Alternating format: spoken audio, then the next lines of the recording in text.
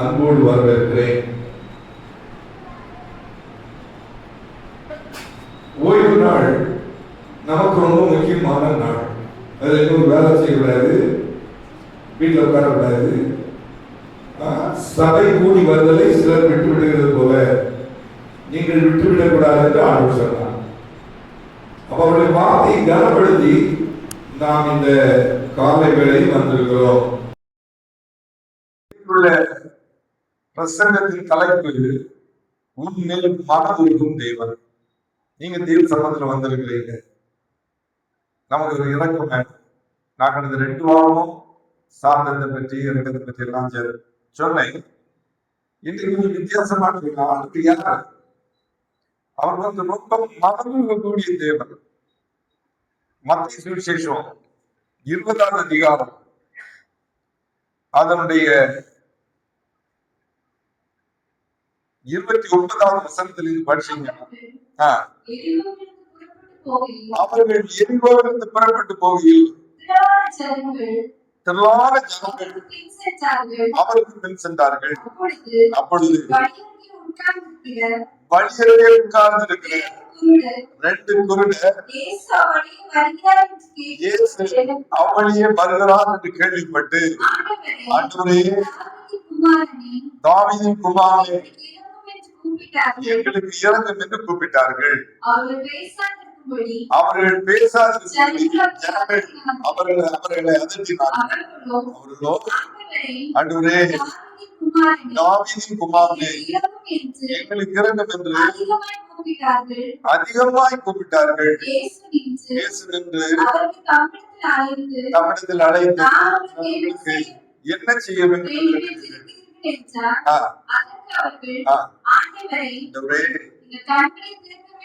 கண்களை திறக்க வேண்டும் என்றார்கள். இயேசு மனதுருகி அவர் கண்களை தொட்டார். உடனே அவர்கள் பார்வையடைந்து அவருக்கு பின் சென்றார்கள். ஹல்லேலூயா. முழுதும் படுத்துட்டீங்க. ஆண்டவர் எப்பொழுதுமே மனதுருகு தேவனாக இருக்கிறார். இங்க நீங்க வந்திருக்கீங்க இல்லையா?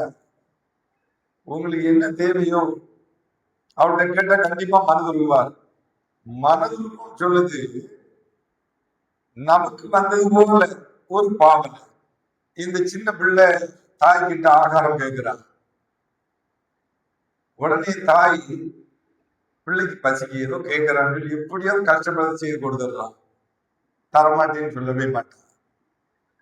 சரீரத்துக்கு ஒத்து போகலன்னு இல்லம்மா எனக்கு வேணும்னு கேட்டா சரி வந்தா குறை பார்த்துக்கலாம் கொடுக்கிற மனதுருகம். அருமையான தேவனுடைய பிள்ளைகளே, ஆண்டவங்க தன்மையிலும் பிரதானமானது. அப்ப இன்னைக்கும் கர்த்தர் நம்ம மேல மனதுருகிறவராக இருக்கிறார். நீங்க தேவ சமூகத்துல வந்திருக்கிறீங்க. உங்க ஒவ்வொருவரையும் ஆண்டவர் கைவிடவே மாட்டார். உங்க வாழ்க்கையில அற்புதம் செய்வார். நம்ம அதுக்குதான் வந்திருக்கிறோம். கொஞ்ச நேரம் தான் இருப்போம். அதுல சில நல்ல காரியங்கள் எல்லாம் நீங்க கேட்டுட்டு போகணும். பாருங்க, அறிவியோ போடுறாங்க, என்ன ஃபாஸ்டா போறாங்க. ரோட்ல பாத்தீங்களா, காலையில் 4 மணிக்கு ஜெபத்துக்கு வரது 2 பையன் மாறுது. என்ன ஃபாஸ்டா போறாங்க, எங்க போறாங்க அவங்களுக்கே தெரியாது. சர்ச்சை கூட சில எல்லாவற்றும் முக்கியத்துவம் கொடுப்பாங்க. ஏங்க சர்ச்சைக்கு வரல, நீங்க ஜோம் பண்ணீங்களா? ஞானம் இல்லைங்க. நம்ம ஆண்டவர் நம்முடைய ஜெபத்தை கேட்கிறவர். நம்ம ஆண்டவர் நம்ம மேல மனதுருகிறவர். நம்ம என்ன கேட்டாலும் தருவார். நீங்க எப்படி இருந்தாலும் ஒருவேளை மனிதன் உங்களை அற்பமா எண்ணலாம், குற்றவாளி கணக்குல கூட வைக்கலாம். ஆண்டு ஒரு நாள் வைக்கவே மாட்டார். ஏசாயா தீர்க்கதரிசியின் புத்தகம் 30ஆம் அதிகாரம் அதனுடைய 15வது வசனத்துல இப்படி சொல்லப்பட்டிருக்கிறது. ஏசாயா 30ஆம் அதிகாரம், நீங்கள் திரும்பி அமர்ந்திருந்தால் ரட்சிக்கப்படுவீர்கள், அமைதியும் நம்பிக்கையுமே உங்கள் பலராய் இருக்கும் என்று தேவன் சொல்லுகிறார்.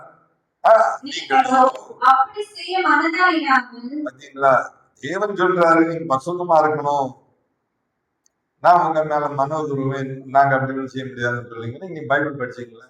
ஜோம் பண்ணீங்களா? காலையில் எழுப்புனீங்களா? கேட்டு பாருங்க. எல்லாத்துக்கும் மனுஷனுக்கு நேரம் இருக்கும். அந்த நம்ம நேரத்தை ஒதுக்கணும். நம்ம ஆண்டவர்கள் வந்து சில நேரத்துல நம்ம என்ன இதெல்லாம் தகுதி இல்லை, நம்ம ஃபிட் இல்லை, எனக்கு ஒண்ணும் கிடையாது, ஆண்டவர் செய்ய மாட்டாரு. நீங்க தகுதி இருக்கிறீங்களோ இருக்கிறீங்க இல்லையோ, ஏசப்பா நீங்க எனக்கு வேணும்னா கண்டிப்பா அவர் தருவாருங்க. நான் ஏற்கனவே சொல்லியிருக்கிறேன். இவன் வந்து 2ஆம் கிளாஸ் படிச்சுட்டு இருந்த அந்த ஒரு ஸ்கூல், ராஜா இன்டர்நேஷனல் ஸ்கூல், டிராபிக்ல தான் இப்ப கொண்டு சேர்ந்தோம். ஒவ்வொரு நாளும் பரிச்சயத்துல நாங்க சொன்னாலும் எனக்கு ஞாபகம் இல்லை. கொஞ்சம் முன்னாள் நான் இந்த கதையை சொல்லியிருக்கு. நடந்த சம்பவம். இந்த பிள்ளைகளுக்கெல்லாம் பணக்கார ஸ்கூலு, இந்த ஸ்நாக்ஸ் டைம்ல சில ஃப்ரெஷ்ஷாக கொண்டு கொடுப்பாங்க. அப்போ பிள்ளைகளுக்கு ஒருத்தர் பங்கு வச்சு கொடுப்பாங்க. இவங்களுக்கு அடிக்கடி சாடி வரப்பவும் வரும். அதனால ஒரு நாள் நான் அவளை கூப்பிட்டு போச்ச சமயத்துல சொல்ற, தாத்தா இன்னைக்கு டானியா இருக்கா இல்லையா, மற்ற பிள்ளைகள் என்ன பண்ணுறது, எனக்கு ஒரு கேக்கு கூட தரல. அதனால நீங்க நான் அப்பவே சொன்னேன், எங்க தாத்தா வரட்டு நான் இது சேர்த்து எங்க தாத்தாட்ட வாங்கி சாப்பிடுவேன். நான் போன உடனே கதையை சொல்றேன். போன உடனே ஒரு கதையை சொல்லுவாங்க. அப்ப அதுல எல்லாம் அவ அம்மாவும் அப்படிதான். இந்த கதையை நான் கேட்டுட்டே இருந்தேன். உனக்கு என்ன மக்களை வேணும்? எனக்கு என்ன கேட்டா பிளாக் ஃபாரஸ்ட். நான் என்ன மக்களை, உனக்கு இருமல் இல்ல, உனக்கு சளிக்கட்டு இல்ல, பிளாக் ஃபாரஸ்ட் வந்து இருந்தா ஒரு நிலைமை என்ன ஆகும்? இல்ல தாத்தா, அவ கொடுத்துருக்கா எனக்கு கிடைக்கல. நான் கூட்டிட்டு வந்து நேர ஸ்விஸ் பிரேக்கர்ல கொண்டு விட்டேன். நான் என்ன நினைச்சேன் தெரியுமா? என்ன வந்தாலும் பார்த்துக்கலாம், இருமல் வந்தாலும் பார்த்துக்கலாம், செளிக்கட்டு வந்தாலும் பார்த்துக்கலாம். ஒரு கேக்குக்கு விலை 70 ரூபாய். அப்போ இப்ப தெரியல, ஒரு பீஸ்னால பெரிய பீஸா இருக்கும். அவன் சாப்பிட்ட சமயம் நான் பார்த்துக்கிட்டே இருந்தேன். அவ்வளவு அழகா சாப்பிடுறான். சாப்பிட்டு முடிஞ்ச மக்கள் இன்னொன்னு ஒண்ணு மனதுருக்கம் உள்ள இருந்து வரணுங்க. நீங்க ஒருவேளை நினைக்கலாம்னா அது ஃபிட் இல்ல, அது இல்லை தேவ சம்பந்தம் நீங்க வரும் பொழுது நீங்க கேட்கணும், இயேசுவா எனக்கு தாங்க, எனக்கு சுகம் தாருங்க, எனக்கு சாப்பாடு தாருங்க, எனக்கு வஸ்திரம் தாருங்க, எனக்கு ஒரு வீடு வாங்கி தாருங்க. இத்தனை பேருக்கு அந்த ஆசை இருக்குங்க. அந்த ஆசை நமக்கு வேணுங்க. அவர் மனதுருக்கம் உள்ள தேவன். அவருடைய சம்மதில் வருகிற தம்முடைய பிள்ளைகளை கைவிட வேண்டும் எல்லாம் தாரேன்னு சொல்றாரு. நம்ம இப்போ இவன் கேட்கலாம், எங்க தாத்தா வாங்கி தர மாட்டாங்கன்னா வாங்கி கொடுக்க மாட்டாங்க. அவங்களுக்கு தெரியும் எனக்கு என்ன காய்ச்சல் இருந்தானே, சளிக்கட்டு இருந்தானே, தண்டனை கேட்டா கண்டிப்பா வாங்கி தருவோம்னா போட்டுதான். அந்த நல்ல அப்பாட்ட நம்ம வந்திருக்கிறவங்க. ஏசாயா 30ஆவது அதிகாரம் அது 16ஆவது வசனத்தை படிச்சு பாருங்க. அப்படி அல்ல,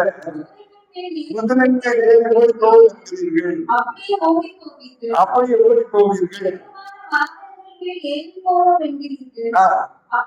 அப்படியே உங்களை வேகமாய் திறப்பார்கள். ராத்திரியில் கூட மனுஷனுக்கு ஒரு அமைதி இல்லை, இருக்கலாம். பெண்களும் ஓடுறாங்க, ஆண்களும் ஓடுறாங்க. ஏதோ ஒரு காரியத்தை நினைச்சு ஓடிட்டு இருக்காங்க கேட்டா இவங்களுக்கு விஷயம் தெரியாது. நம்ம தேவன் நல்ல தேவன். இந்த காலைகளில் உங்களோடு பேசுகிறார். நான் உனக்கு மனதிருந்துவேன்னு சொல்றாரு. அந்த ஆண்டவர் நம்ம விட்டுறவே கூடாது. தேவ சம்பந்தத்துல வந்திருக்கிறீங்க ஆண்டவரே, இந்த காலையில என்னுடைய ஜெபத்திற்கு பதில் நான் எத்தனை பேர் ஜெபம் பண்ணீங்க கேட்டா எங்களுக்கு நேரம் இல்லைன்னு சொல்லுவோம். எல்லாவற்றுக்கும் நேரம் இருக்கும், எல்லாவற்றுக்கும் சமயத்தை ஒதுக்குவோம். ஆனா தேவ சம்பந்தத்துல வரும் பொழுது இல்ல நாங்க அப்படி செய்ய மாட்டோம், ஓடி போயிடும். அழகான அப்படி வசவங்க, நீ இல்ல நீ இப்படி ஜெபம் பண்ணி இப்படி விதம்படி நான் உனக்கு எல்லா அற்புதத்தையும் மனதிலும் வேணா நம்ம இறங்கணும். தேவன் மனதிருக்கிற 2-3 தேவனுடைய பிள்ளைகள் நான் உங்களுக்கு சொல்ல ஆசைப்படுறேங்க. 1 ராஜாக்களுக்கு எழுதின நிருபம் 17ஆவது அதிகாரம் அதனுடைய 8வது 9வது வசனத்தை படிங்க. ஒரு 3 காரியத்தை சொல்றேன். அப்பொழுது கர்த்தருடைய வார்த்தை உண்டாயிற்று. வார்த்தை அவனுக்கு உண்டாயிற்று இல்லையா? அவனுக்கு உண்டாயிற்று, அவனுக்கு உண்டாயிற்று. அவன் நீ எழுந்து சீயோனுக்கு அடுத்த சாரிபாத்தூருக்கு போய் அங்கே தங்கியிரு, உன்னை பராமரிக்கும்படி ஒரு விதவைக்கு கட்டளையிட்டு இருந்தார். அவர் மனதுருக்கும் உள்ளது, சாப்பாடு வேணும். அந்த காலத்துல எலியா தீர்க்கதரிசிக்கு சொல்றாரு. இந்த கதையை உங்களுக்கு சொல்றேன், எத்தனை பேர் உங்களுக்கு தெரியுமோ அதன் பேக்ரவுண்ட். 450 பாகம் தீர்க்கதரிசிகளை இயேசு பேருன்னு சொன்ன ஒரு ராணி பராமகம் மந்திரவாதம் செய்வாங்க. அவளுக்கு ஊர்ல இருந்து அவன் இறக்குமதி செய்திருந்தான். மிக கொடூரமான ஒரு ராணி. ஆண்டவர் இந்த உலகத்துல இயேசு இந்த உலகத்துல பிறகுறதுக்கு 9ஆம் நூற்றாண்டுல வாழ்ந்த ஒரு ராஜா தான் ஆகாம். அவனுக்கு மனைவி தான் இயேசபேல். இவங்க இஸ்ரவேல் ஆட்சி செய்துட்டு இருக்கிறாங்க. இவங்களுக்கு தெய்வம் பாகால். நிறைய விக்கிர ஆராதனை செய்வாங்க. அந்த பாகாலுக்கு ரொம்ப நீளமான கரங்கள் உண்டு, வெண்கல கரங்கள். அப்போ அந்த அந்த பாகால என்ன நினைப்பாங்கன்னா, மழை வருமானா தேசத்துல பஞ்சம் வந்துட்டா நம்ம இந்த பாகாலுக்கு நரபலி கொடுத்து ஆடி பாடினா பகலே போனதுமே மழை பெய்யும். அது ஒரு விக்கிர தேசம். இந்த பாகால எங்கிருந்து இஸ்ரேல் வந்து இறக்கும்போதுன்னா சீதோன்ல இருந்து கொண்டு வந்திருக்கிறார். சீதோனின் தேவின்னு சொல்லுவாங்க. அந்த பாகாலை கொண்டு வச்சுட்டு வேலை இதுதான் கஷ்டம் வந்துன்னா காசு இல்லையா, நம்ம நாட்டுல நிறைய உடனே அதுக்கு பலி செலுத்துவாங்க. வருஷத்துல 3-4 தடவைக்கு பலி செலுத்துவாங்க. இந்த பலி செலுத்துறதுக்கு முன்னாடி என்ன செய்வாங்கன்னு சொன்னா, எந்த வீடு கிறிஸ்தவ வீடோ பாதாள சேவிக்காத யார் இருக்கிறாங்களோ அங்க போய் அவங்கள பிடிச்சு ஜெயில வச்சுக்கிட்டு அங்க உள்ள சின்ன பிள்ளைகளை தூக்கிட்டு வந்துருவாங்க. தூக்கிட்டு வந்து இந்த பாதாள 2 கையிலையும் கொடுப்பாங்க. சின்ன பிள்ளை அதெல்லாம் இந்த பாதாள அந்த பிள்ளைகளை வாங்கி இதை சூடிக்குவாங்க.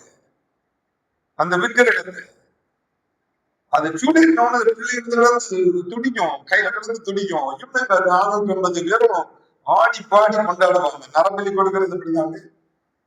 இப்ப இந்த நார்த் கொரியால என்ன செய்யறான், யாராவது பயப்படுத்திட்டு அதெல்லாம் கையை வெட்டிடுவான், நாக்கு அறுத்துப்படுவான், நிறைய காரியங்கள் எல்லாம் இருக்கு. அப்போ மழை தெய்வம் சொல்லுவாங்க, பாடல்கள் ஆசீர்வாதத்தின் தேவன் சொல்லுவாங்க. அந்த இத அக்னினால அந்த இதை சூடேறும் பொழுது இந்த பிள்ளைகள்லாம் இதுல துடிக்கும், அப்படியே இப்படிதான் நடந்துட்டு வந்து இதை இவன் பார்த்துட்டே இருந்தான். அது இஸ்ரேல் நிறைய பேர் அடிமைப்பட்டு இருந்தாங்க. இவங்களுக்கு பயந்து உண்மையான தெய்வத்தை அவர் ஆராதிக்கல, சுகபோகமா வாழ்ந்துட்டு இருக்கிறாங்க. அப்போ இவன் வந்து மழை பெய்யுது. இவன் மழை பெய்யறதுதானே சின்ன பிள்ளைகள் எங்க பிள்ளைகள் எல்லாம் கொண்டு இவனுக்கு மழை பொறுக்கல. மழை பெய்யல, 3 வருஷம் மழை பெய்யல. இவனை கொல்றதுக்கு தேடுறாங்க, கர்த்தர் இவனை விடல. இவனை முதல்ல ஆண்டவர் பராமரிக்கிறதுக்கு விசாரிப்பாரு. முதல்ல ஒரு ஆற்றுக்கரைக்கு போக சொன்னாரு, விசாரிப்பாத்து ஒரு ஒரு முக்கியமான ஊர், அங்க ஒரு அம்மா வாழ்ந்துட்டு இருந்தா. அந்த அம்மா விதவை, அவ புருஷன் ஒரு யுத்தத்துல இறந்து போயிருமா. இவ ஒரு விசுவாசி. நீங்க இந்த சரித்திரத்தை படிச்சா ரொம்ப நல்லா இருக்கும். அவன் சொல்ற, உம்முடைய கர்த்தராகிய தேவனுடைய ஜீவனை கொண்டு நான் சொல்றேன், எனக்கு கொஞ்சம் இந்த மாவும் எண்ணெயும் தவிர ஒண்ணுமே இல்லைன்னு சொல்றான். ஆனா எப்படி மறந்துடுறாரு பாருங்க. அந்த ஆற்றங்கரையில தண்ணி வந்த உடனே சாரி பார்த்து அனுப்புறாரு, ஊருக்கு போ, அங்க உன்னை பராமரிக்கும்படிக்கு ஒரு விதவைக்கு கட்டளைன்னு சொன்னாரு. தொடர்ந்து படிச்சுட்டு வாமா.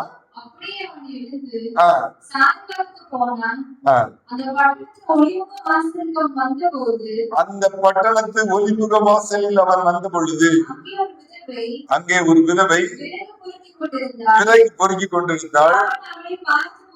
கூப்பிட்டு, நான் குடிக்கிறதற்கு தண்ணீர் ஒரு பாத்திரத்தில் கொண்டு வா என்றார். கொண்டு வர அவள் போகிற போது அவள் அவனை நோக்கி கூப்பிட்டு, கொஞ்சம் அப்பவும் கையில் எனக்கு கொண்டு வா என்றார். அதற்கு அவள், வானை ஊற்றி மாவும் அல்லாமல் ஒரு அடையும் இல்லை என்று உம்முடைய தேவனாகிய கர்த்தருடைய ஜீவனை கொண்டு. அப்ப இவன் கிறிஸ்தவனா கிறிஸ்தவா இல்லையா? சக்தி சொல்றா பாருங்க. இப்ப பார்த்தா ஒரு தேவ மனுஷன் கேள்விப்பட்டிருக்கிறா இல்லையா, ஒரு பெரிய தீர்க்கதரிசி. இப்போ அந்த முதல்ல கேரி தாண்டாண்டில பெரிய அற்புதம் ஒன்றும் செய்யல, அற்புதம் செய்யறாரு. இங்க பாகாலுங்க ஆட்கள் எல்லாம் சின்ன பிள்ளைய வாங்கி நெருப்பு போட்டு மூட்டி அந்த பிள்ளைய இதுல கொன்றாங்க. பெற்றாரெல்லாம் சிறைச்சாலையில் இருக்கிறாங்க. இவன் ஒரு அரக்கமான ஒரு ராஜ். இன்னைக்கு நம்ம உலகத்துல வாழச்சேன்னு நமக்கு இல்ல மனதுருக்கம் வேணும், நமக்கு இறக்கம் வேணும். வந்திருக்கிற அதுக்குதான் விசுவாசிகளுக்கு நான் சொல்றேன், நம்ம ரொம்ப ஹார்ஷா இருக்கக்கூடாது, ஹார்டா இருக்கக்கூடாது. நம்முடைய இதயத்துல ஒரு ஈரம் வேணும். சொல்லுங்க, இதயத்துல கொஞ்சம் கூட ஈரம் கேள்விப்பட்டிருக்கீங்களா? வறட்சி வரக்கூடாது. நம்முடைய இருதயம் கடினமா இருக்கவே கூடாது. அந்த கிறிஸ்தியன்ஸுக்கு இந்த இருதயம் நமக்கு வேணும், இதுக்கு ஆகாரம் வேணும். அப்ப இவனுக்கு அதை பற்றி கவலை இல்லை. நீ அங்க நம்ம ஒரு போஷிக்கிறதுக்கு ஒரு விதவை ஆயுதப்படுத்திருக்கேன்னு சொன்னாங்க. வந்திருக்கிற அருமையான தேவனுடைய பிள்ளைகளே, நீங்க யாராவது ஆகார குறைவோ அல்லது காசு குறைவோ அது மனுஷ போராட்டங்களோ எது இருந்தாலும் கத்து சொல்றாரு, நான் உங்களை மனதுருவேன்னு சொல்றேன். நீங்க எந்தெந்த காரியத்தில் நெருக்கப்பட்டு போயிருக்கிறீங்களோ அன்று உங்களோடு பேசுகிறார். உன் மேல மனதுருவ கத்து. இன்றைக்குள்ள செய்தி இருந்தாங்க. ஒரு சின்ன சிம்பிள் பிரசங்கத்தை நான் கொடுக்குறேன். அப்புறம் கொஞ்ச நேரம் அக்ஷாபுரம் ஆராதனை இதெல்லாம் நடத்திடுவாங்க. நீங்க ஒவ்வொரு வாரமும் தெய்வ சுமந்தல் வரீங்க இல்லையா, நல்ல காரியத்தை எடுத்துட்டு போங்க. உங்க இருதயத்தை அப்படி மாற்றுங்க. நமக்கு இறக்கம் வேணுங்க. சில நேரத்துல எல்லாம் நமக்கு தெரிந்தது போல நம்ம செய்திருக்கோம். வந்து ஒழுங்கா பிரசங்கத்தை கேட்கறது கிடையாது, எல்லாம் எனக்கு தான் தெரியும். சில நேரத்துல தப்பா போயிடும் தெரியுமா. எங்க அம்மா ஒரு கதை சொல்லுவாங்க, சொல்றேன். மூளைச்சில் எங்க அம்மாவுக்கு சொந்த ஒரு மூளைச்சி. அங்க ஒரு கல்யாணம் நடந்துச்சு. அப்ப அந்த கல்யாணத்துல அந்த காலத்துல இப்ப எல்லாம் கல்யாணத்துக்கு அந்த நேரத்துக்கு போவோம். சரி சாப்பாட கூட மாட்டோம், பிரசன்ட் பண்ணிட்டு நான் எல்லாம் அப்படிதான் கூட்டத்தை பார்ப்பேன் தெரியுமா. சில சில சாப்பிட்றதுக்குள்ள பின்னால போய் நிற்பாங்க. நீங்க எட்டி பார்த்துக்கிட்டு இந்த அபியாசம் நமக்கு இல்லை. அவங்க விடுறது கிடையாது, இல்லை கொஞ்சம் சாப்பிட்டுக்கோங்க. எங்க போய் சாப்பிடுறது, சரி சாப்பிட்டேன்னு சொல்லிட்டு பிரசன்ட் பண்ணிட்டு ஓடிடும். அந்த காலத்துல அப்படி இல்லை. ஒரு குடும்பம்னு சொன்னா இந்த நாங்கதான் கிடப்பாங்க. இது எங்க அம்மா சொன்ன கதை. எங்க அம்மாக்காத்தான் ஒருத்தர் இந்த இது எல்லாரும் அப்போ கல்யாணத்துக்கு காலையில் 10 மணிக்கு கல்யாணம் தான் ஒரு இடத்துல இருப்பாங்க. குளிக்க போறது ஒரு சேனல் அதுக்கு எல்லாரும் குளிக்க போவாங்க. அப்போ ஒருத்தர் சொன்னாரா மனைவிட்ட, ஏன் இந்த முஸ்கிரிய இஸ்கோல் இருக்கு. முஸ்கிரின்னா என்னது, இஸ்கோல்னா என்னது? ஜெசி அவரு இங்கிலீஷ் நினைச்சிருக்காரு. அவருக்கு பாஷை இங்கிலீஷ்ல முஸ்கிரியும் இஸ்கோல்னா பிரஷ், முஸ்கிரினா உமிக்கறி. அது உங்களுக்கு நீ சொல்ல விளக்கல்ல. இங்கிலீஷ்ல முஸ்கிரின்னா உமிக்கிற விளக்கம் சொல்றாரு. இஸ்கோல்னா பிரஷ். சில நேரத்துல நம்ம கூட எல்லாம் தெரிஞ்சது போல இருக்கிறோம். ஆனா அவனுக்கு மனதுருக்கம் நமக்கு வேணும். அவருடைய மனதுருக்கம் இருந்துன்னு சொன்னா தப்பான வார்த்தை நமக்கு வராது. நம்மளுக்கு சரியான திருப்திப்படுத்தவே மாட்டோம். இந்த சாரி பார்த்த விதவை இவனுக்கு ஒண்ணும் தெரியாது, எல்லாம் ஒண்ணுமே இல்லை. ஆனா சொல்ல கேட்கிறா, நீ முதல்ல எனக்கு கொஞ்சம் ஒரு ஒரு ஒரு அடையும் இந்த பாத்திரத்தில் தண்ணி கொண்டு வா. உம்முடைய ஜீவனை, தேவனுடைய கர்த்தருடைய ஜீவனை கொண்டு சொல்ல, நானும் என் பிள்ளை சாப்பிட்டு இருந்து போறப்ப எல்லா இடமும் செஞ்சுட்டு இருக்கிறாங்க. உங்களுக்கு தெரியும் தானே. இப்ப அவர் பேசுறாரு பாருங்க, படிமா. இதோ நானும் என் குமாரனும் சாப்பிட்டு செத்து போக அதை எனக்கும் அவனுக்கும் ஆயத்தப்படுத்துவதற்கு விறகு பொறுத்துகிறேன் என்றான். அப்பொழுது எலியா அவளை பார்த்து, பயப்படாதே, நீ போய் வார்த்தையின்படி ஆயத்தப்படுத்து. ஆனாலும் முதல் அதிலே எனக்கு ஒரு சிறு அடை பண்ணி இடத்தை கொண்டு வா, பின்பு உனக்கும் குமாரனுக்கும் பண்ணலாம் சொல்ற. பாருமா, நீ உன் தேவனாகிய கர்த்தருடைய ஜீவனை கொண்டு சொல்லணும் எனக்கு தெரியுது. ஆனா முதல்ல அதில் எனக்கு கொண்டு வா. பார்த்துக்கிட்டே இருக்கிற இவருக்கு பேச்செல்லாம் கேட்கிறா. இன்னும் என்ன சொல்ல போறாரு? வந்திருக்கிற தேவனுடைய பிள்ளைகள் உங்களை ஆண்டவர் பார்க்கிறாரு. எலியாவின் மேல மனது இருந்தாருங்க, அதுக்கு ஒரு வழி ஆயுதப்படுத்தி இருந்தாருங்க. உங்களுக்கு மேலும் மனதுருக்குவார். நமக்கு ஒரு ஊழியக்காரனுக்கு மனதுருக்கம் வேணும், ஒரு விசுவாசிக்கு மனதுருக்கம் வேணும், உங்களுக்கு நல்ல இரக்கம் வேணும். நமக்கு அவருக்கு சாய் நம்மள வரணும், நல்ல வாழ்ந்துட்டு போயிடலாங்க. அவருக்கு அன்பு நம்மள வேணுங்க. நம்ம ஒரு ஊழியம் செய்யறோம், ஒரு விசுவாசியா இருக்கிறோம், அந்த தன்மை இருக்கான்னு பாருங்க. என்னைக்குமே 2ஆம் கிளாஸ்லயே ஓடிடக்கூடாது. போகணும் 3 4 5 காலேஜ் போகணும், பெரிய உயர்ந்த படிப்பு வரணும். நீங்க பிள்ளைகள் எல்லாம் அந்த தாய் தகப்பன்மாரெல்லாம் அப்படி வரணும். ஒவ்வொரு வாரமும் தெய்வ சமூகத்தில் வந்துட்டு போச்சு இதுல கொஞ்சம் மன இருக்கத்தை நீங்க கொண்டு போடுங்க. இவன் இந்த வார்த்தை கேட்டவங்க என்ன செய்தா தெரியுமா? படி மக்களே, கர்த்தர் தேசத்தின் மேல் மழை கட்டளிடும் நாள் மட்டும் வானையில் மா செலவிழந்து போவதும் இல்லை, கலசத்தில் எண்ணெய் குறைந்து போவதும் இல்லை என்று இஸ்ரவேலின் தேவனாகிய கர்த்தர் சொல்லுகிறார் என்றார்.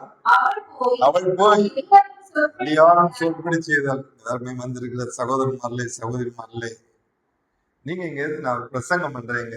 ஆசாரியன் ஆண்டவருக்கும் மனுஷனுக்கும் நடுவில் நிற்க முடியாது. நீங்க கர்த்தர் என்ன சொன்னார் அதை செய்யணும். இன்னைக்கு நீங்க தீர்மானம் பண்ணணும். இறக்கம் பண்ணவங்க அழுகு மனது ஒரு சின்ன காரியம், அது தாயாரோடு ஐக்கியம் வைக்கப்படாது. ஒரு துஷ்டனை கண்டா தூரம்னு சொல்லுவாங்க, அந்த குணத்தை நம்ம எடுத்துடக்கூடாது. இறக்கத்தை நல்ல இறக்கம் இருந்தால் தான் நான் உங்களுக்கு பிரசனம் பண்ண முடியுங்க. நான் ஒரு இறக்கம் இல்லாத மனுஷன் அவங்களுக்கு சொல்லி தர முடியாது. ஏசு இறக்கம் உள்ளவர். இவனுக்கு ஆகார குறைவு இவன் இங்க பாரான். இந்த அம்மாவுக்கு இறக்குது பாருங்க, முடியாது. நானும் என் மகனும் இதை சாப்பிட்டு செத்து போக போறோம். என்னையா நீ இப்போ ஆகாரம் கேட்கறிய? ஒவ்வொரு நாளும் கொண்டு கொடுத்தா வானையில போய் பாக்குறா, தீர்க்கதரிசி கொடுத்துட்டு இங்க வரச்சும் ஃபுல்லா மாவு இருக்கு. கலசத்தை பாக்குற ஃபுல்லா எண்ணெய் இருக்கு. குடும்பத்தில் உள்ள எல்லாரையும் கூப்பிட்டா வாங்க, எல்லாருக்கும் படிச்சு கொடுத்தா. எத்தனை பேர் படிச்சு கொடுக்குறீங்க? நீங்க 4 பேர் ஆதாயம் கொடுத்துங்க, அந்த இறக்கத்தை எடுங்க, அது நமக்கு வேணுங்க. 103ஆம் சங்கீதம் 8வது வசனத்துல தாவீது சொல்லுகிறார். சங்கீதம் 103 8வது வசனத்தை படிங்க. கர்த்தர் உருக்கமும் இரக்கமும் நீடிய சாந்தமும். அவரை கேரக்டர் பாருங்க, அவர் இரக்கம் உள்ள தேவன், மனதுருக்கம் உள்ள தேவன். நம்மள்ட்ட அதை எதிர்பார்க்கிறாரு, என் பிள்ளைகிட்ட அது வேணும். கர்த்தருக்கு ஒரு குணம், ஒரு பொண்ணுகிட்ட ஆணுகிட்ட வந்துட்டா அவர் செய்த அற்புதங்கள் எல்லாம் இவங்க செய்வாங்க. எங்க குடும்பத்துல அற்புதம் நடக்கலன்னா வரலையே, நம்ம சரி ஜோம் பண்ண மாட்டோம், பதில் கேட்க மாட்டோம். ஏதோ ஒரு காரியம் கஷ்டப்படுதுன்னா அதை வச்சுட்டே இருக்கும். இருக்கவே கூடாது. நம்மளோட ஐக்கியப்பட்டிருக்க எல்லா தேவனுடைய பிள்ளைகளுக்கும் இறக்கம் வேணுங்க. இந்த ஒரு விதவை புருஷன் இல்லாத பெண்களை தெரியுமா என்ன பாடுபடுவாங்க தெரியுமா? என்ன நிந்திக்கப்படுவாங்க தெரியுமா? யாராவது ஒரு 5 ரூபா தந்துட மாட்டாங்களா? ஏங்குவாங்க. இதான் அப்படிப்பட்ட ஒரு அம்மா தான் விதவை. ஆனா விடல் ஒவ்வொரு நாளும் இந்த தீர்க்கதரிசியை கொண்டு கொடுத்தா, ஒவ்வொரு நாளும் போஷிக்கப்பட்டா, குடும்பமே போஷிக்கப்பட்டது. ஹல்லேலூயா. கர்த்தர் உங்களை நடத்துவார், கைவிடவே மாட்டார். நீங்களும் விசுவாசிகள். யாராவது கடினமா உங்களை இருந்துகிட்டா நீங்க அந்த குணத்தை எடுக்கவே இல்லை. நீங்க நல்ல சொல்ற பிரசங்கத்தை எடுங்க, பிரசங்கத்தை எடுத்துட்டு போங்க. பாருங்க, இந்த தீர்க்கதரிசிக்கு வாழ்க்கையில இன்னும் முதல்ல நடந்து 2வது அற்புதம் நான் சொல்றேன். முதல்ல ஒரு வசனம் 1 ராஜாக்கள் எழுதின நிருபம் 17ஆம் அதிகாரம் அவனுடைய 6வது வசனம் படிங்க. காகங்கள் அவனுக்கு விடியற் காலத்தில் அப்பமும் இறைச்சியும், சாயங்காலத்தில் அப்பமும் இறைச்சியும் கொண்டு வந்தது. தாகத்துக்கு அந்த ஆற்றின் தண்ணீரை குடித்தான். தேசத்தில் மழை பெய்யாதபடியினால் சில நாளைக்கு பின்பு. ஒருவேளை விசுவாசிகளுக்கு சில நேரத்துல உங்களுக்கு நீங்க கேட்கறதெல்லாம் உடனே கிடைக்காம இருக்கலாம். ஆனா மறுபடியும் நீங்க ஆட்டோட கேட்கணும். வட்டி போயிட்டு இருக்கோம். காலத்து அப்பமும் இறைச்சி கொண்டு வருது, சாயங்காலமும் அப்பமும் இறைச்சி கொண்டு வருது. இந்த அப்பத்தை இறைச்சி நல்லா சாப்பிடும். வேற ஃப்ரெண்ட்ஸ் ஒன்றும் இல்லை, ஒத்தைக்குதான் சாப்பிட்டு கிடைக்கும். இவனுக்கும் ஒரு மன உருக்கம் வந்துங்க. இவனுக்கு மன உருக்கம் இல்லைன்னா இந்த அம்மாவுக்கு இந்த நீங்க முதல்ல பாத்தீங்கல்ல, அங்க ஒரு அற்புதம் செய்த மாட்டான். இப்ப தேசத்துல மழை போச்சு, காசும் வரல. அப்புறம் பாக்குறான் வத்தி போயிட்டு. சாப்பாடு மனுஷன் ரொம்ப முக்கியம், நமக்கு ரொம்ப முக்கியம். உடனே சில நேரத்துல ஒண்ணு இல்லாம இருக்கலாம், இந்த வாசல் அடைபட்டது போல இருக்கும். ஆனா நீங்க தேவனுடைய பிள்ளைகள் விடவே கூடாது. என்னை நோக்கி கூப்பிடு, அப்பொழுது நீ அறியாததும் உனக்கு எட்டாததுமான பெரிய காரியமே கூப்பிட்டான். அவன் சாதாரணமா அப்படி பார்க்கல, அவன் ஆட்டு போய் கூப்பிடுறான். அதனாலதான் இந்த ஒரு காரியத்தை செய்யறாரு. இங்க வஞ்சி போன உடனே கத்த சொல்றாரு, இப்போ அங்க ஒரு விதவைக்கு நான் கட்டளை இட்டு இருக்கிறேன், அவ உன்னை போஷிப்பான். மூன்றாவது 1 ராஜாக்கள் எழுதின நிருபம் 19வது அதிகாரம் 5வது வசனம் படிமா. ஒரு சூறை செடியின் கீழ் படுத்துக்கொண்டு நித்திரை பண்ணினான். ஒரு தூதன் அவனை தட்டி எழுப்பி எழுந்திருந்து போஜனம் பண்ணு என்றான். அவன் விழித்து பார்க்கிற பொழுது இதோ கடலில் சுடப்பட்ட அடையும் ஒரு பாத்திரத்தில் தண்ணீரும் அவன் தலைமாட்டில் இருந்தது. அப்பொழுது அவன் குடித்து சரிங்களா, நல்ல ஆண்டவர் நடத்துறாரு பாருங்க. போதும் போதும் போதும், வேண்டாம், வாழ்க்கையை வேண்டாம். எதிர பேர் அப்படி சொல்றோம். நெருக்க வளர்ச்சி இதுல பல விதமான நெருக்கங்கள் எல்லாம் வருது. நீங்க கேட்குறீங்களா, இவனை கொண்டு கொடுவேன், வெடிச்சு போடுவேன், வெட்டி போடுவேன், போலீஸுக்கு போவேன், இந்த பயம் காட்டுறது, மிரட்டுறது, அவெல்லாம் சில நேரத்துல சகோதர சகோதரிமார்கள் எல்லாம் சொல்லுவாங்க, சங்கடமா இருக்குங்கெல்லாம் நிந்திக்கிறாங்க, இவங்க எல்லாம் வந்துங்க போத ஆண்டவரே. கடவுள் இல்ல, நீங்க தேவ சமத்துல வந்து கொஞ்சம் கத்துக்க உங்களுக்கு விட மாட்டாரு. உங்களுக்கு என்ன தேவையை தருவார், அடையை கொண்டு வைப்பாரு, தண்ணியை வைப்பாரு. அவர் இரக்கமுள்ள தேவன், மன உருக்கமுள்ள தேவன். அவர் எப்பொழுதுமே நமக்கு உதவி செய்யற தேவன். அவருடைய மனதுக்கு மறைச்ச மீதுல ஒரு மனுஷன் எப்படி அழகா போஷிக்கிறாரு பாருங்க. பயப்படாதுங்க, எனக்கு நாளைக்கு இன்னும் நடக்குது, எல்லாம் நல்லதான் நடக்கும். அவருடைய சமூகத்துல வந்து அவரை நாம் நோக்கி கூப்பிடும் பொழுது எல்லா காரியத்திலும் மனதுருக்குவார். ஆண்டு இந்த உலகத்துல வந்தது நம்ம மேல இரக்கம் காண்பிக்கதான் வந்தாரு. ஒவ்வொரு நாளும் அவனை பராமரித்தாரு. இன்னைக்கு உங்களையும் பராமரிக்கிறதற்கு நல்லவராக இருக்கிறார். அந்த தேவன் எலியாவை போஷித்தவர், விதவையை போஷித்தவர், தூதமாக கொண்டு போஷித்தவர் உங்களையும் போஷிப்பார். ஹல்லேலூயா. எல்லாரும் கரங்கள் தட்டி கர்த்தரை பயன்படுத்துவோம். யோவான் சுவிசேஷம் 21வது அதிகாரம் 9வது வசனத்துல கரிநெருப்பை மூட்டி சீஷர்களுக்கு ஆண்டவரே ஆகாரம் ஆயத்தப்படுத்தி கொடுக்கிறாரு பாருங்க. அவர்கள் கரையில் வந்திறங்கின பொழுது கரிநெருப்பு போட்டிருக்கிறதையும் அதன் மேல் மீன் வைத்திருக்கிறதையும் சீஷர்கள் மீன் பிடிக்க போயிட்டு வராங்க. இவருக்கு தெரியும், இவங்க எல்லாம் டயர்டா வராங்க, கடலுக்கு போயிட்டு வர. இந்த ஃபிஷ் மேல பார்த்துருக்கீங்களா, நல்ல கை காலெல்லாம் ஸ்ட்ராங்கா இருக்கும். வந்த உடனே அவங்க மனைவிமார் நல்ல சாப்பாடெல்லாம் வச்சிருப்பாங்களாம், கேள்விப்பட்டிருக்கீங்க. உடனே நல்ல சாப்பாடெல்லாம் கொடுப்பாங்களாம். இதே போல ஆண்டவருக்கு தெரியும். அடுத்த வசனம் படிமா. இயேசு அவர்களை நோக்கி, நீங்கள் இப்பொழுது பிடித்த மீன்களில் சிலவற்றை கொண்டு வாருங்கள் என்றார். சீமோன் பேதுரு படகில் ஏறி 153 பெரிய மீன்களால் நிறைந்த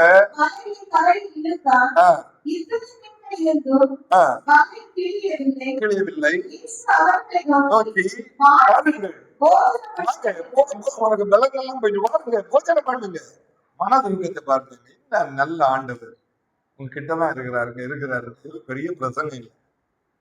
ஐயோ, எனக்கு யாரும் என் மேல இறங்கலையே, எல்லாரும் என்ன தூட்டுறாங்களா, ஆண்டு தூட்டவே மாட்டாருங்க, வாங்க போச்சனை பண்ணுங்க. யாரும் அவரை கேட்க துணி இல்லை. அவர் சிரித்த முகத்தோடு, வாங்கடா, உங்களுக்கு நல்ல மீனெல்லாம் ரெடி பண்ணி பொறிச்சு வச்சிருக்கேன், வாங்க.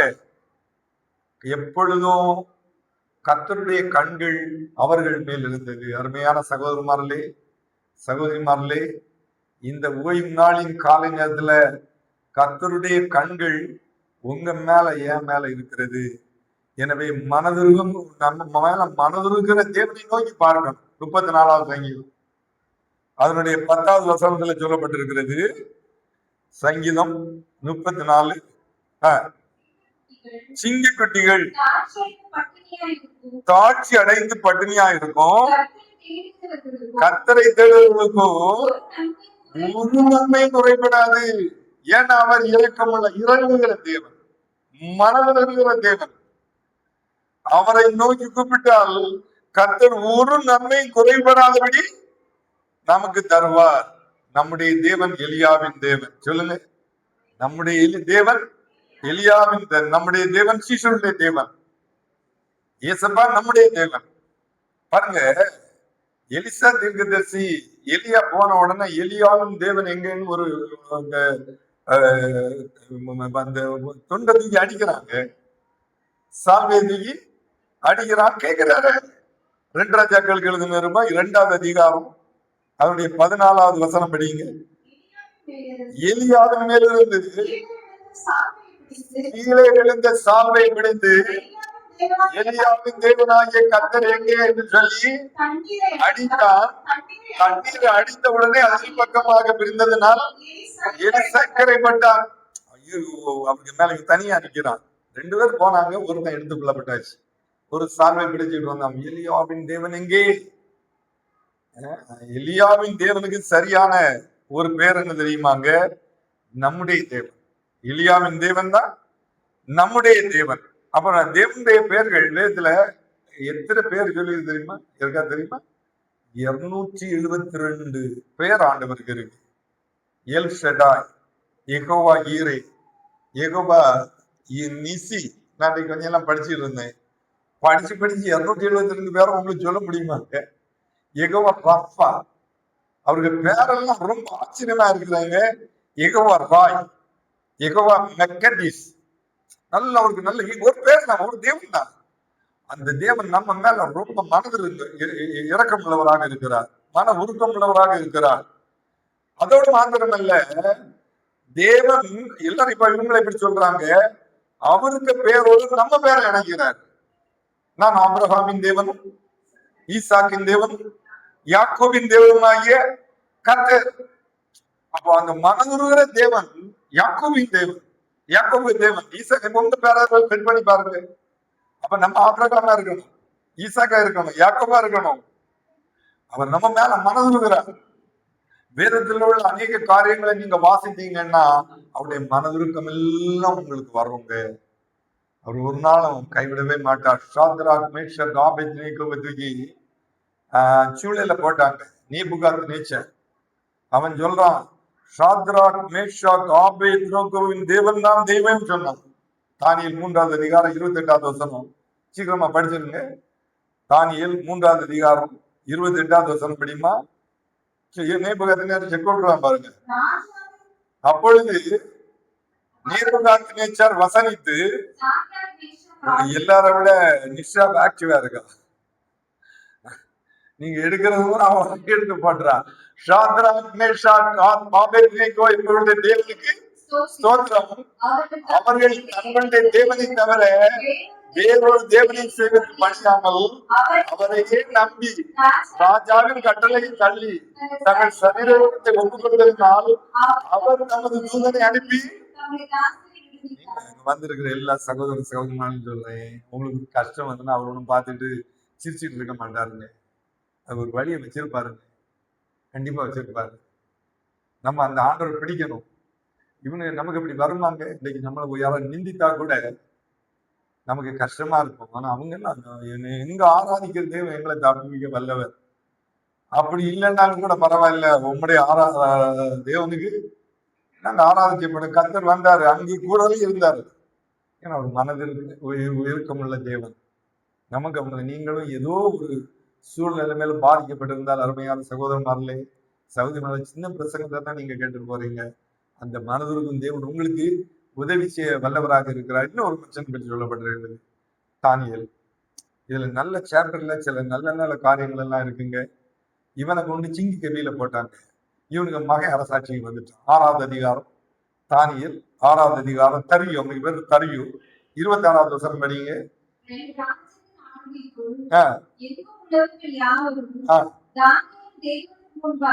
தானியேலின் தேவனுக்கு முன்பாக நீ பயப்பட வேண்டும் என்று என்னாலே தீர்மானம் பண்ணப்படுகிறது. அவர் ஜீவனுள்ள தேவன், அவர் என்னைக்கு நிலைத்திருக்கிறவர், அவருடைய ராஜ்யம் அழியாதது. எல்லாரும் கர்ம தேட்டு, எல்லாரும் கர்ம தேட்டுவோம். இரக்கம் உள்ள தேவனுங்க. சிங்கத்துக்கு ஒரு சிங்கத்துக்கு போட சாப்பிடுவோம். 12 15 சிங்கம் நடந்தான். இவனை பிடிச்சு போட்டாங்க, ஒன்னும் சேதப்படுத்தல. தறியும் காலையில சத்தம் போட்டுட்டு வரான். என் ராஜ்யத்தில் உள்ள எல்லாருக்கும் சொல்றேன், தானியே தேவனுக்கு முன்பாக நடுங்கி பயப்படணும். அவர் ஜீவனுள்ள தேவன். எல்லாரும் சொல்லுங்க, அவர் ஜீவனுள்ள தேவன். அவர் என்றென்றைக்கும் நிலைத்திருக்கிறவர். அவருடைய ராஜ்யம் அழியாதது. அவருடைய கர்த்தத்துவம் முடிவறிந்தும் இருக்கும். உங்களாலும் கைவிட மாட்டாங்க, கைவிட மாட்டாங்க. தேவ சம்பந்தம் வந்திருக்கணும். நல்ல ஒரு வாழ்க்கையை வைத்திருக்க அந்த மனது தெய்வத்தை இயேசுவை நம்பி நமக்கு அந்த பணங்கள் எல்லாம் வணங்குது வேணாம்பா. நாங்க எல்லாம் காலையில 4 மணிக்கு ஜோம் பண்ண வருவோம். ஒவ்வொரு நாளும் எசப்பா உங்க பணத்தை தாருன்னு கொஞ்சம் கேட்போம். நீங்களும் நிறைய பேர் கொஞ்சம் காலையில இருந்து ஜோம் பண்ணி போய் தூங்குங்க. தூக்கத்துக்கு நான் எதிராளி இல்லை, நல்லா தூங்கணும். இல்லை அந்த சில பார்ட்ஸும் அடிபட்டு போகும். நான்லாம் கொஞ்சம் தான் தூங்கணும். சொல்லி 3 மணிக்கோ 4 மணிக்கோ 5 மணிக்கோ தான் தூங்க முடியுது. ஆனாலும் நல்ல ஆக்டிவாக தான் இருக்க முடியுது. நீங்களும் அப்படிதான். தேவ பிள்ளைகள் எல்லாம் காலையில் எழும்புங்க. எழும்பி ஆண்டவர் நோய் கூப்பிடுங்க. அந்த மனதுருக்கம் உங்களுக்கு வந்துடும். உங்களை அவர் பெருமையாக விடவே மாட்டாருங்க. சில நேரத்தில் கஷ்டம் வருங்க, சில நேரத்தில் போராட்டங்கள் வரும், சில நேரத்தில் உபத்திரவம் வரும். ஆனால் ஒரு நாள் அவருடைய பிள்ளைகளை ஆண்டவர் கைவிடவே மாட்டார். மத்தேயு சுவிசேஷம் ஒரு வசனம் படிங்க. இங்க ஒரு லூக்கா சுவிசேஷம் 7வது அதிகாரம் 13, 14வது வசனம் படிங்க. கர்த்தர் அவளை பார்த்து அவள் மேல் மனதுருகி அழாதே என்று சொல்லி, மனதுருகு தேவன், அவருக்கு இறக்கத்தை பாருங்க, அழாதே என்று சொல்லி கிட்ட வந்து மாடையை தொட்டார். அதை சுமந்தவர்கள் நின்றார்கள். அப்பொழுது அவர், மனிதனே எழுந்திரு என்று உனக்கு இறக்கம் உள்ள தேவன். நீங்க எல்லா வழியும் அடப்பட்டு இந்த அம்மா யாருன்னு சொல்றேன். 13வது வசனம் படியுமா? 7வது அதிகாரம் 13வது வசனம். கர்த்தர் அவளை பார்த்து அவள் மேல் மனதுருகி அழாதேன்னு சொல்றா. இவனும் ஒரு புருஷன் இல்லாத இருந்தது, ஒரே மகன், அழுதுட்டு வராங்க. அவர் ஊழியத்துல பார்த்துட்டே இருக்கிறாரு. இறந்து போனா அவருக்கு மனதுருக்கத்தை பாருங்க. நமக்கு வருவாங்க, நமக்கு ஒரு எதிராளி ஏதாவது மாட்டினா மேல மாட்டிக்க பார்த்துக்க, அதோட முடிஞ்சு போனான்னு நம்ம சொல்றோம். அவர் அப்படி அல்ல. நீங்க தெய்வ சம்பந்தம் நல்ல பிள்ளைகள் இந்த மனதுருக்கத்தை எடுங்க. நம்முடைய தேவன் மன உருக்கமானவர், எல்லா நன்மையினால் இருப்பார். நீங்களும் இறக்கம் உள்ளவங்களா இருங்க. யாருக்கும் நம்ம ஒரு அளவு தீமை செய்யாதபடி நம்ம பாடலை மூடுவோம். இருதயத்தை ஆண்டவர் சமூகத்தில் வைப்போம். இஸ்ரவேலே கர்த்தரை நம்பு, கர்த்தரை நம்பு, கர்த்தரை நம்பு.